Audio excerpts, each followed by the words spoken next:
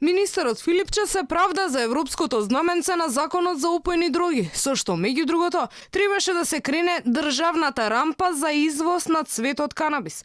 Плавото знаменце според него не било злоупотребено, иако законот воопшто не е дел од оние реформските што ги бара Унијата. Дозволете само да појаснам зашто законот е ставен со има европско знаменце, заради тоа што во еден дел ние се усогласуваме со препораки и директиви од Советот, кои што се донесени пред неколку години, кои што не се однесуваат директно на канабисот, туку се однесуваат на регистрирање, а со тоа и полесно пратење на други опојни супстанции, опојни дроги, заради тоа што ова не е закон само за канабис, ова е закон за опојни дроги. Намерата на власта преку ноќ да го протне и овој закон засега е неуспешна. Предлогот е повлечен, но Филипче уверува, законот повторно ќе биде пуштен во процедура откако ќе се усогласат ставовите.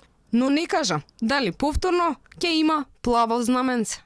Ние законот го повлековме и ќе го вратиме на доработка, тогаш кога ќе се усогласат сите заинтересирани страни, повторно ќе го пуштиме во соодветна процедура.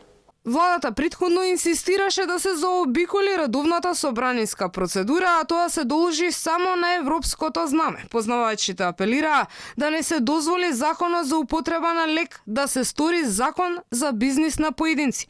Од невладините организации пак обвинија оти владата си дава одлучувачка улога во доделувањето на лиценци, без надворешна контрола.